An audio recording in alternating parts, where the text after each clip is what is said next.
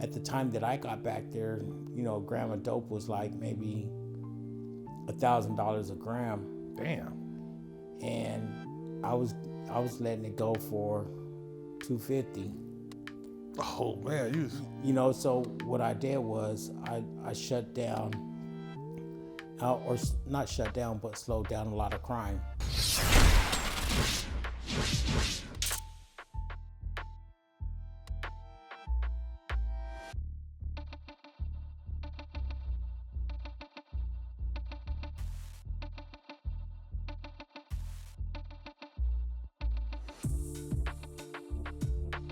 What's up, everybody? Big Herc 916, and you tuned in to another fresh out interview. Make sure you hit that subscribe button, support. Today I got a special guest with me. I got the homie Boo, who I did time with at Long Park USP. This young man, did 26 years off a 44-year sentence, and I'm glad to have him home on the streets, man. Never would I thought in 100 years, man, that we'd be able to sit across from each other like this, because I didn't have no communication as far as when they took me. I didn't have his contact info, nothing, man. They just snatched me up and I was out. And that's how they do it in the Fed. They come and get you at night, early in the morning, it's a wrap. Sometimes you can't even let people know where you're going, and they do that on purpose.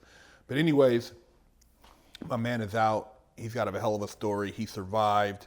He's healthy, and to have another solid one on the street. There's not a lot of solid dudes out here, man. People who can stand up for something. And this man right here, he's a solid one. So I had to get him on the show, and I made this special trip to make sure we can get his interview. So, Boo, man, tell the people a little bit about your background, where you're from and how you grew up. Oh, wow. Is that a story? First and foremost, thank you for having me on the set, man. I appreciate that. It's beautiful. You know what I'm saying? Linking back up again, man. What's up, y'all, man? My name's Boo, man. I just got out from the feds after doing 26 straight. I was born in Guam, on the island of Guam, and I was transplanted out here in San Diego, California. Raised in Skyline from 1971, all the way through 1994 when I basically caught my case. But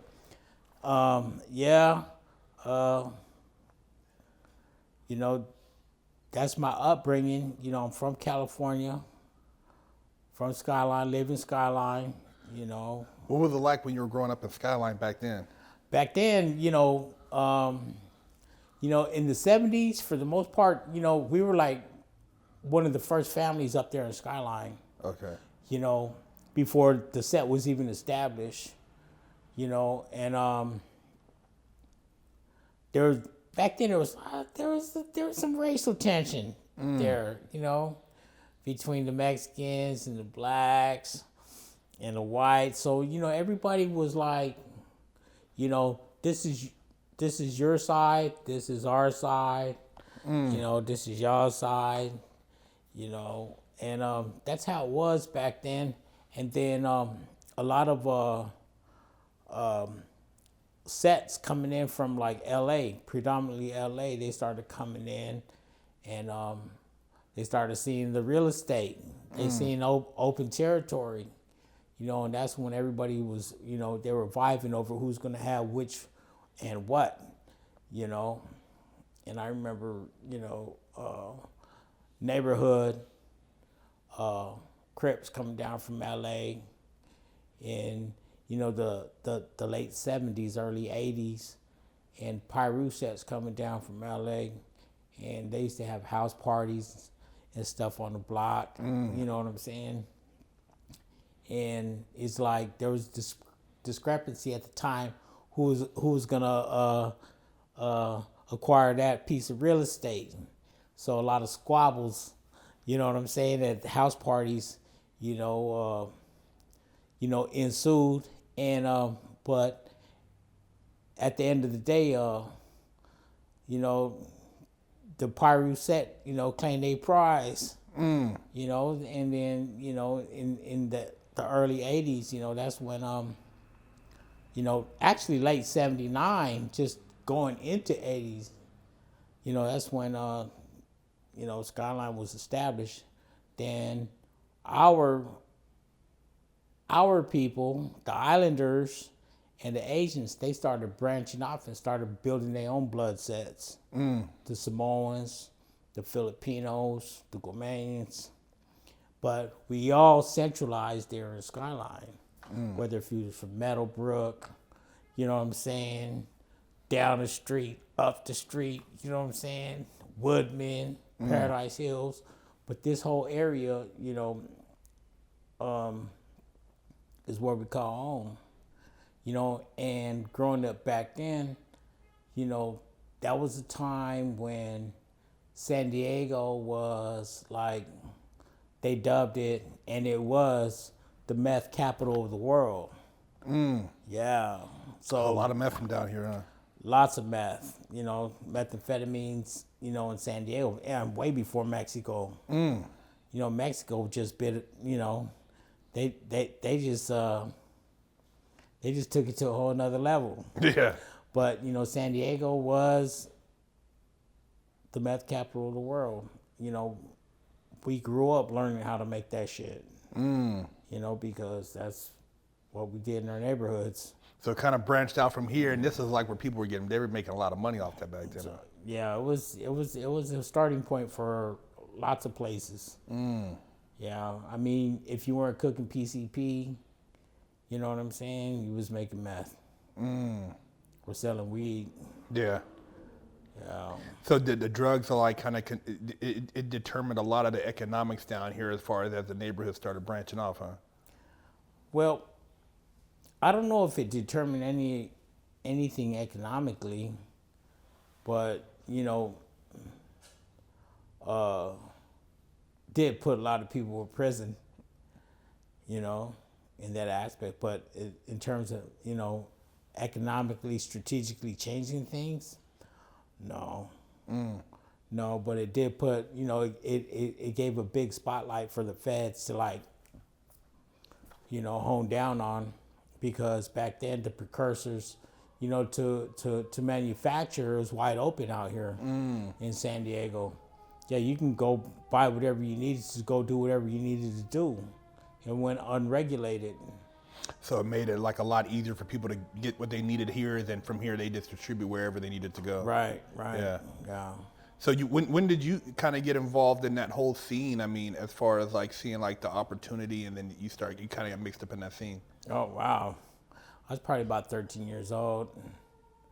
Again, growing up in Skyline, my mom's house is right across the street from Meadowbrook Apartments, and, a lot of prostitutes, a lot of drug dealing going. I mean, growing up in a single family unit, mom's was there, but when she was at work, we used to look out the window and see the traffic, and it's like, how can I be a part of that? So when mom was away, we was out there serving. I mean, because we had to eat too, So it was like when mom came home and we handed her big old stacks of money, she was like, where did she get this? And we go, from out there. Mom's paid the bills, we ate, we got clothes, shoes, we were good. But it was hard for my mother at the time raising 6 children. You know what I mean? So me and my brother, we saw it as helping her. You know what I mean? Trying to create opportunities so the family can have something better. Yeah, of course. Yeah. So what led to you eventually, getting caught up in catching a federal case? Oh, man. Yeah, old habits die. In the early 90s, I went back to Guam. And when I got back to the island, I was seeing what was going down over there, locally and governmentally. And I'm like, oh, heck no. I busted a U-turn, you know, got my work, brought it back, and, you know, it was a wrap, you know, and I think it's not that I think, but, you know, I struck a nerve in, you know, in the heart of the government back there because, you know, when I was doing what I was doing at the time, I took away a lot of their, you know, their social and economic profits, you know, by shutting the government down, you know, in terms of keeping their beds full, you know,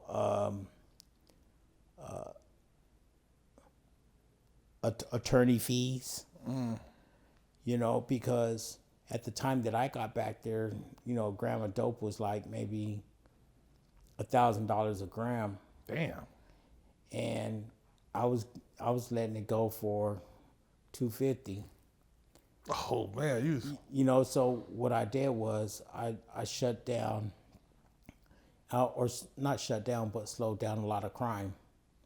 So, like, let's say, for instance, if you had to rob 2 mom and pop stores, you know, a day, or every other 2 days, you only had to rob 1 mom and pop. So the crime rate went all the way down.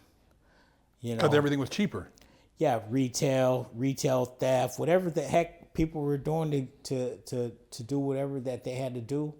You know, I brought crime from here to here Wow, through the drug trade. through the drug trade, and you know, at the executive and the judicial level, that like puts a cog in the wheel. So these are like the spokes that make things turn. My actions went whoop. I stopped everything. You know, and you know, politicians don't like that.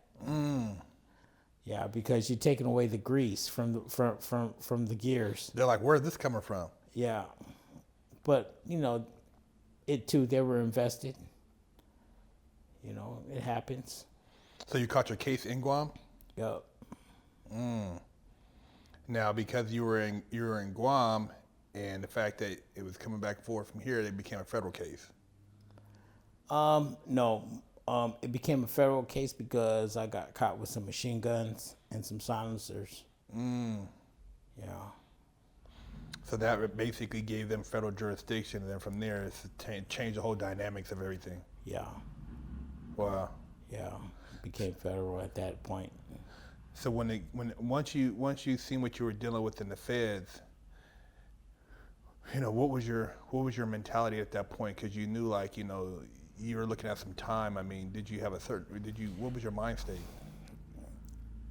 My mind state at that time was like, with the sentence that I got, the 44-year sentence, it was like, here it is. This is it. This is the end of the road.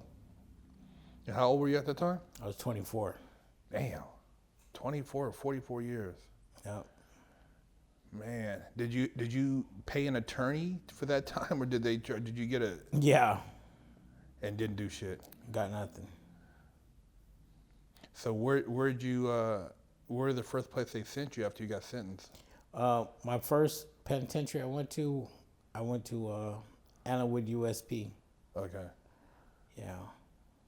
So you're at Allenwood, and now at Allenwood USP, is that, you know, I tell people like USP is predominantly, a lot of people are coming in there, you got a decade or more. I mean, were there a lot of people there doing a lot of time already? Yeah, I mean, at the time when I came in, anybody in the penitentiary was like basically the who's who from the streets. The big boys. Yeah, you're swimming with the sharks. You're with the big boys. I mean, it's not like how it is now. They just like put anybody in there. But back then, you know, you're either mafioso, you know, drug distributor. But at the high level, especially at the USP. Yeah, at high levels, yeah. Because I know Allenwood, being on the East Coast, you probably had a lot of mob dudes, a lot of... Yeah, a lot. You know, you meet a lot of celebrities, too.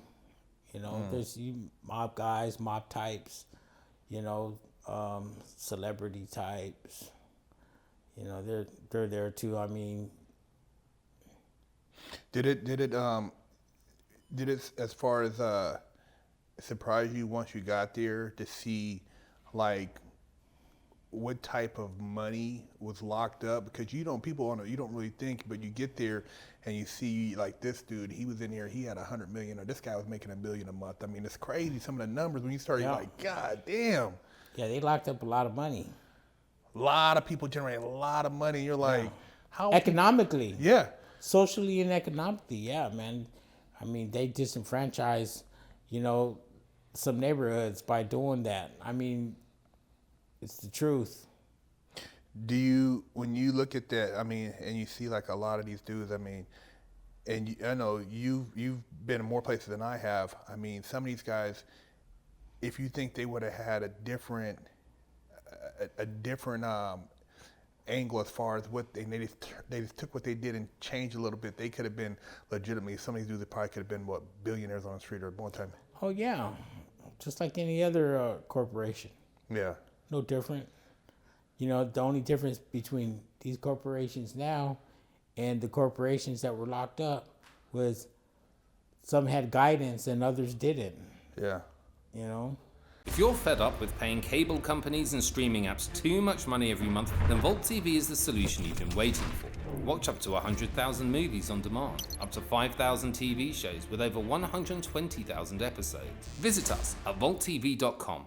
Did you cross paths with any like political people? Because I know they lock up a lot of people, like certain politicians who didn't do what they're supposed to do. Like political people. I was locked up with one. I don't know if you can say political, but he was a general for the Mexican army. I was locked up with Mr. Edward Wilson. He was the one of the CIA guys that got busted within the Sandinista Contra affair with the Ronald Reagan. He's the one that didn't tell about all the They threw him under the bus, didn't they? Yeah, about all the cocaine that they were bringing into the United States. Wow. Yeah. Good dude. Mr. Wilson was a good dude. That's what I heard, and he still believed in the government too, didn't he? I heard he was a true patriot. He Stood by and did his time, huh? He kept his mouth shut all the way through too. Wow, man. Yeah. It's crazy, man. I mean, at that But they threw him under the bus. But he's out though. Mr. Wilson is out. But didn't he have like a 20-something year sentence or 30 year? I forgot what sentence Mr. Wilson got, man. But yeah. I mean, at the end of the day, I mean, having seen what you've seen, I mean, and been throughout the system, what would you say is the thing that's most consistent when you go to different places as far as dealing with the people that are in there? What's the most consistent thing that you see? Because I mean, I tell people all the time, no matter where you go, you're gonna have the wolves. You're gonna have people who are always trying to get over. You're gonna have the guards that you gotta watch out for. It's always, you gotta it's like you gotta be able to peep out your situation to read it, to know how to survive quick. Because if you don't read it, you're gonna wreck. Because there's always those elements. Yeah, I mean, when the only thing that I know that's consistent, just from my own personal experience, and there's no other way to just based off what you're saying, and it goes with what I'm about ready to say, is that in every institution that you go to, there's a trap. And you got to be able to recognize the trap. Because if you don't recognize that trap right off the rip, there's a difference between life and death. Point blank period. And you got to be able to see that. Now, what are some of the traps you've seen at some of the spots that you've seen people get caught up in? There's man, different variations of traps. I mean, one of them could be the gang trap. You have lots of gangs in prison, and you got a lot of you got sets in prison, not just gangs, but sets, or establishments, however you want to call it. And you got people that call one another brother, and till death do us part, But you got a lot of crazy ones too inside the sets and inside the gangs that create funk with other gangs that put your life at risk. That's right.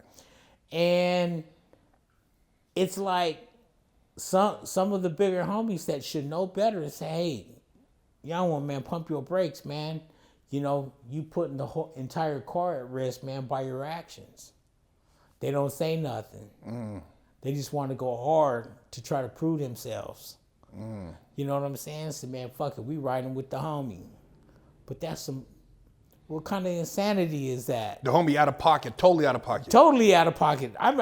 There's numerous times where homies were totally out of pocket, but putting everybody's life at risk. If you're really my brother, like you say you were my brother, you would have never had done that.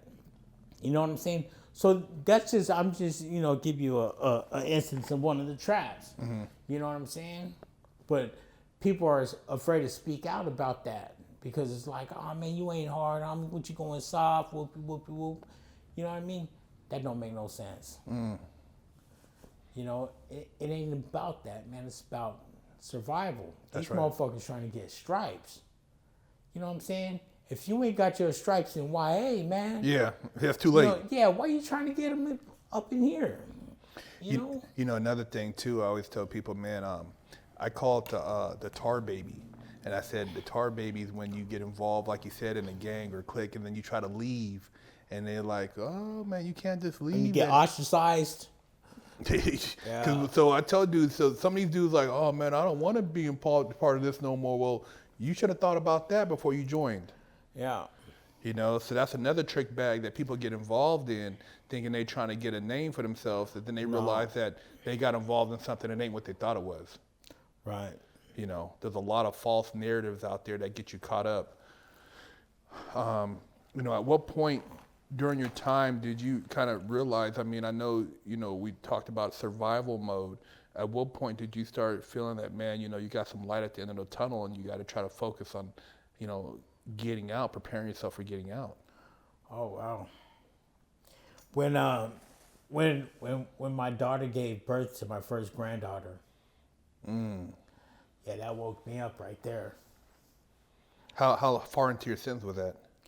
I was probably like already 14 years into my sentence. Damn. Yeah. That woke me up right. That was like, oh, hold up now. You might when my daughter Antoinette gave birth to my first granddaughter Maya, it was like, look, dude, you might have a chance now. Because right then and there, when she had my first granddaughter, I was like, oh boy, you need to pump your brakes now because it ain't about you no more. It's about your granddaughter. And you were under the old law, right? New old law. Okay. Yeah. But yeah, that right there said, hey, look, wake up. Wake up. So did, as you got closer to seeing light at the end of the tunnel, was there anything like the prison staff administration did as far as recommended programs to prepare yourself or whatever? Because I tell people, like, if you want to rehabilitate yourself, you want rehabilitation, you got to do it yourself. You do, because, regardless of what they put out there, that they have to offer, nobody's going to make you do it but you. Yeah. Were there any books you read or anything that stands out during your time that kind of, also gave you some insight on just, mental survival or becoming a better person? Lots of books.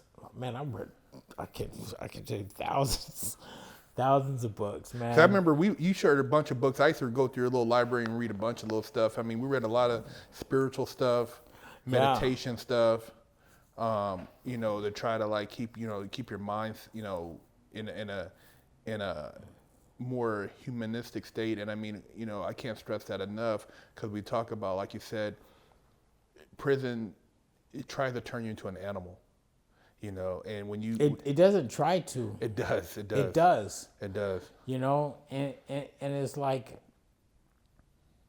man, and I'm trying to explain that to my people now. It's like, you know, coming from in there to out here, you know, to some people I appear cold or not understanding. And in my mind, I'm expecting them to understand me. Yeah. But they can't because they never experienced what I experienced. You know, it's like suffering from PTSD. Mm-hmm. You know what I mean? And it's like, now I have to re-strategize my thought process, knowing that they can never understand where I come from. You know what I'm saying? Because it's like coming from Mars to Earth. You know, expecting them to understand the culture of Mars, and Mars expecting to know the culture of Earth, and it's not going to happen. And it's like sometimes I may appear as being cold, but prison stripped me of my emotion. Mm-hmm. You know, and that's something I'm working towards on getting back. Yeah. You know, it's a slow process for me. Is. They think, oh, well, but they keep forgetting. They think that just because you're out here, oh, you're free and blah, blah, blah. But they don't understand what I'm not free. Yeah. I belong to the Department of Justice. Yeah. You know, I have a number. I have a Better Bureau of Investigations number. You got an FBI number, and then you got your Department of Justice number. Yeah.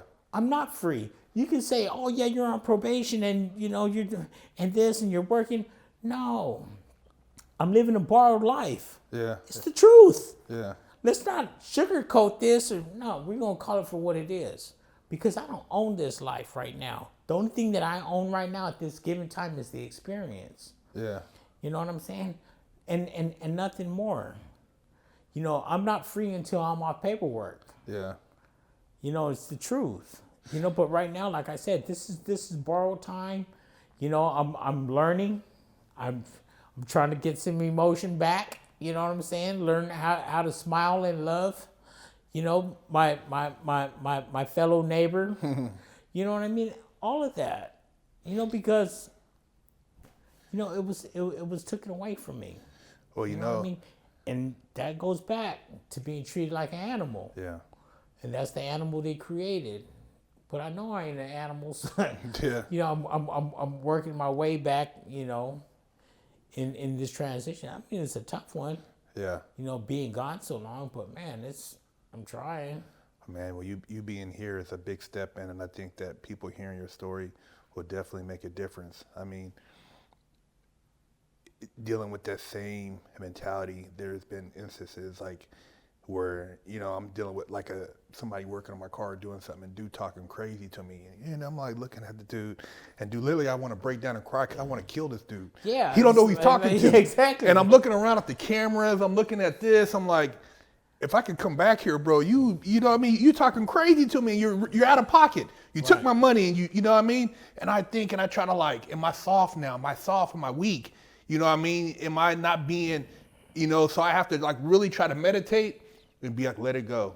You know what I mean? It's a lesson, move forward, because it's not worth the other part. So that's the thing you got to really watch out for, because sometimes you'll deal with people and you look at this dude like, dude, who are, you know, do you know who you're talking to? You know what I mean? And you got to kind of like buckle it down because it's not the same. They don't understand because like you said, like we talked earlier, man, dude, and you know, changing TV, that's a wrap. You know, but you can't do that. So you got to rationalize stuff. So I had to really start like, you know, I try to figure out, okay, well, what's my lesson in this? When that dude did that, you know what I mean? What was my lesson? Did I not see the sign? You know what I mean? That this guy was a bullshit mechanic, or he's a bad car. You know what I mean? What was my lesson? Yeah. And I tried to like move forward because, like you said, my whole thing is like, you know, I seen the other side. People think hell's when you're in some little flaming pit. Man, we've been in hell.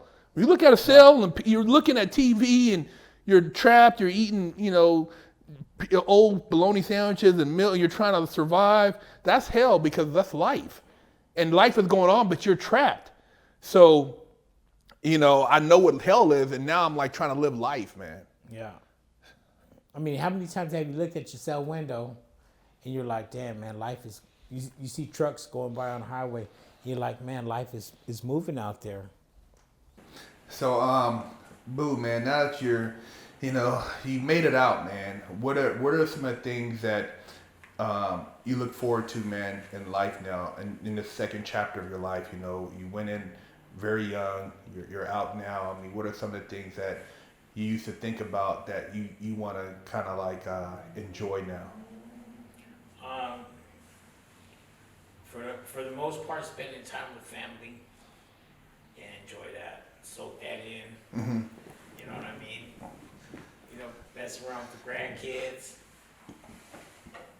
Is there any like you know, any experiences you want to, you know, you kind of think about like, man, I want to get out here on a jet ski, or I want to, you know, drive a race car, or I want to travel over to Europe, I want to do this. Is there? Oh yeah, all of that. Want to do all of that, but you know, I think that's more long term than short term, because, I mean, you know, I don't think those things are important to me right now. Mm-hmm.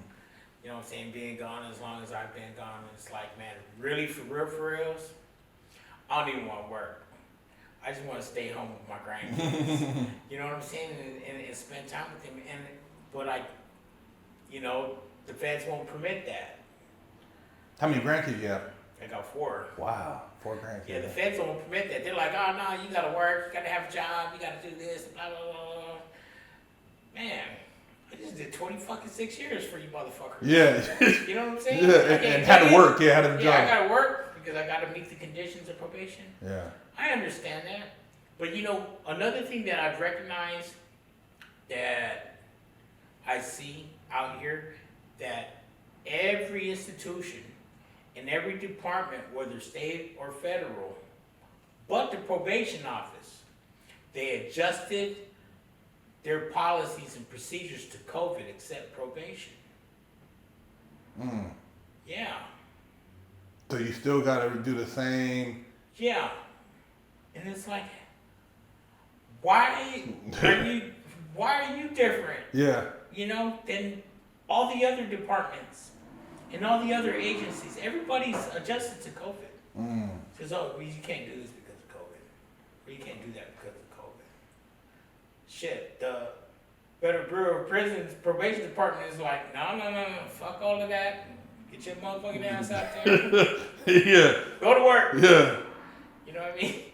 If you don't, you violate. Yeah, you're violating. You know what I'm saying? So they hang that over your head. And I don't understand that, man. It works for them, but it doesn't work for us. We got virtual, what do you call that? Where you check in? Yeah, no, home visits. Virtual home visits. Yeah, so you take your camera and you walk around, check out the whole house, make sure everything's Yeah. cool, everything's clean, open up the closet, the drawers, blah, blah, blah, blah. And yeah, we're doing this because of the COVID situation, you know, but I have to go in and take a UA. I got to go to work. So I got to put myself in harm's way, but you don't have to. Yeah. I mean, come on, man. Where's the compassion? Oh, man. If you could tell these youngsters out here anything, man, having had your life experience, man, what would you say in closing thoughts, man? In closing thoughts? Man.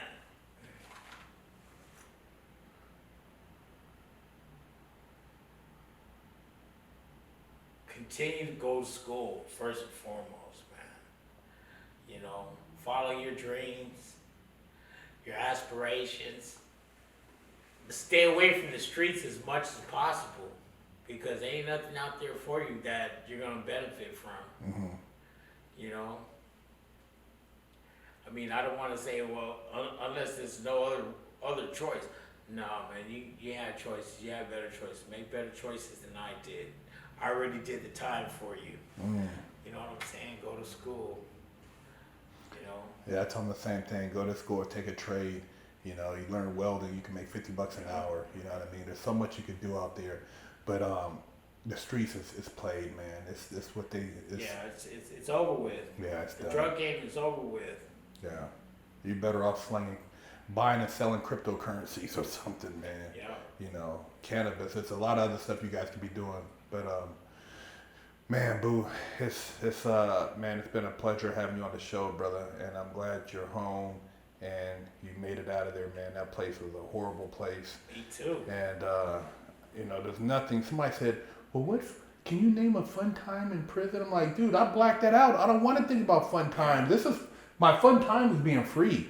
You know what I mean? Or having something funny. There's nothing funny, man. The holidays. I forgot about all of them. Yeah, you don't want to remember anything about prison, for real, for real. No. There's nothing fly about prison. Everybody think that, you got some people just come out all extra out and that shit was cool. Ain't nothing cool about none of that. Yeah. At all. It's way more you can enjoy and get accomplished on these streets, you guys. So it would have been different if you were getting paid for it. Yeah, or if you're on a Hollywood movie set and it's acting. But, living the life experience, there's nothing to be glorified, and that's why we don't glorify it on this channel. We try to give you guys real.